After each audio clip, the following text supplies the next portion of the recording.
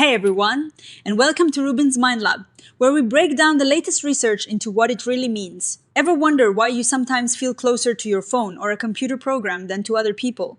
Well, this new study dives deep into that exact question, exploring how our past relationships might actually shape how we connect with AI. Stick around as we unravel how your childhood experiences and how you form relationships might be playing a big role in your feelings towards artificial intelligence. So, what is the big idea here? Scientists have known for ages that how we attach to people as kids, our attachment style, really affects our adult relationships. Think about it.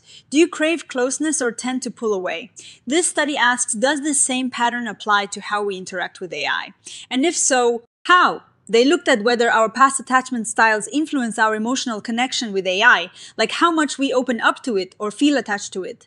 They also explored some interesting ideas about what makes us feel that connection, like whether we think AI has its own unique feelings or if we see it as more human-like. In today's world, we're talking to AI more than ever. From smart assistants to chatbots, AI is becoming a huge part of our lives. And it's not just about getting information anymore. We're starting to have socially meaningful interactions with AI. This means people can share personal stuff and even form attachment like bonds with AI. But why do some people connect deeply with AI while others don't? That is the puzzle this research aims to solve. They brought in attachment theory, a well-known idea about how we form bonds with others, to try and answer this. The question is whether our feelings and behaviors towards AI are just an extension of how we relate to people or something totally different. Attachment theory suggests we have different ways of being in relationships. Some people have attachment anxiety, meaning they really want closeness, but also fear being rejected or abandoned.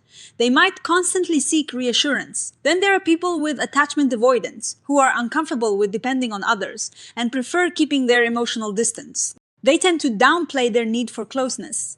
The big question for this study was, do these patterns carry over to how we interact with AI? Do we treat AI like another person, or is it something else entirely? One idea, called the detachment continuity perspective, says we take our usual relationship patterns and apply them to AI. So, someone anxious about relationships might find AI's constant availability and non-judgmental nature super comforting, leading them to share more and become more attached to it. Someone avoidant, on the other hand, might pull away from AI just like they do with people. But to raise another idea, the relational compensation perspective, this suggests that AI isn't just another person. Instead, it might be a different kind of connection that helps us fulfill emotional needs we're not getting from human relationships. Think of it as filling a gap. If you're struggling in your human relationships, you might turn to AI to feel,